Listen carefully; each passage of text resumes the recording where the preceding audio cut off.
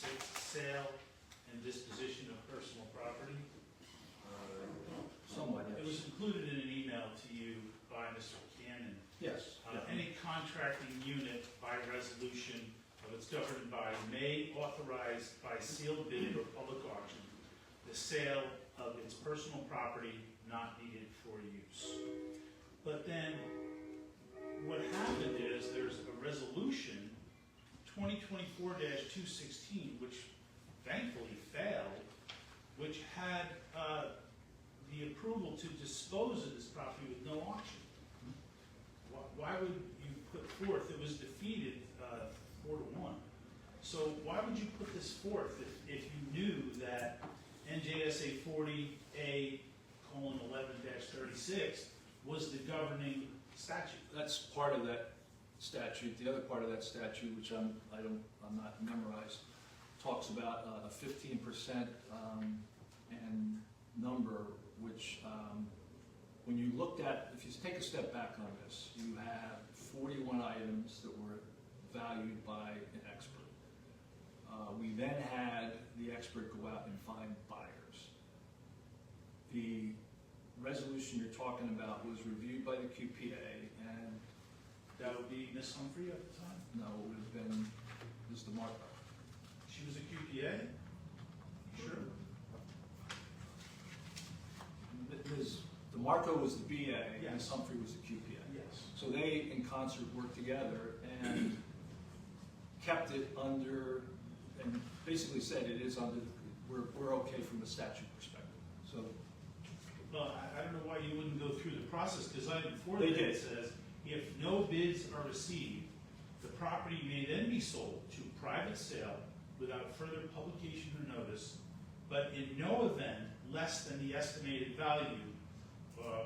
So why would you not do the auction first and then go to this resolution if you hadn't liquidated the property?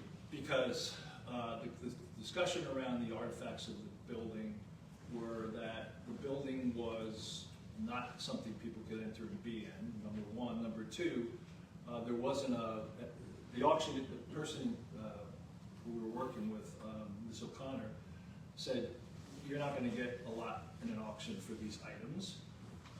She went out to auction houses piece by piece and was able to get a preliminary agreement with the Church of the Presidents, and it was corresponding to her initial assessment pretty closely that she had made probably 9 months before that. So from a council perspective, we brought her in. We said we are absolutely going to deal with the artifacts. We did look at the statute, we put in the resolution, and it was shot down.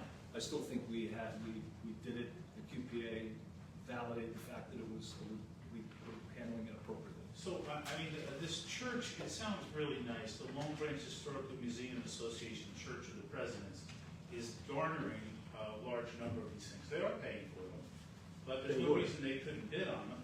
But what I find troubling is that it says Red Barn Antiques. That's not necessarily a 501c3. That's a for-profit company buying property without an open public auction. Okay. Yeah, I mean, so My recollection of that company was they were buying 2 chairs and a table. Actually, one of the chairs wasn't even on Ms. O'Connor's original list of things worth anything. there's 5 items on here. Tables, chairs? 2 throne chairs, library tables, small pulpit, and small table. Okay. But there's no greater market that could then come bid on the property and hopefully garner the most financial gain for the Borough of Bradley Beach if they follow the statute. As I said, Ms. O'Connor assessed it for us early in 2024, and she went out to try to find people to acquire, to sell this to. One of the issues was, and we stated this publicly, that there were about 1,000 churches that had closed in the prior 12 months, and there was a surplus of these kinds of things. But would it appear that the statute is set up to avoid conflicts in sales of property? I don't think there was a conflict here. Okay. This is how this is done. He just grabbed what he wanted to, he Yes. grabbed the spec for the demo, Yep. and he didn't include any, he had reference documents that were there which did not include the existing site plan. Yeah, no, It was we structural saw it. evaluation, et cetera, but the existing site plan, which is on the website, was not a reference document even. That's because you have a bunch of people in here who don't know what they're doing, and they just wanted, his maxim was do it. And there was no thought behind it. He was about to give away that stuff, just wrote the lady a check and was about to let them walk out with it with no resolution, like, you know. I don't know, Mayor Fox, why you were in such a rush to have this dealt with now. I had long discussions with the president of the Long Branch Church of the President's side, both last Friday before our meeting and also today. And basically, he's perfectly amenable to wait for this to be handled properly. Next administration. I don't really know what further discussion I can have with you. You really haven't listened to the discussions that we've had in the past, as reflected in this resolution.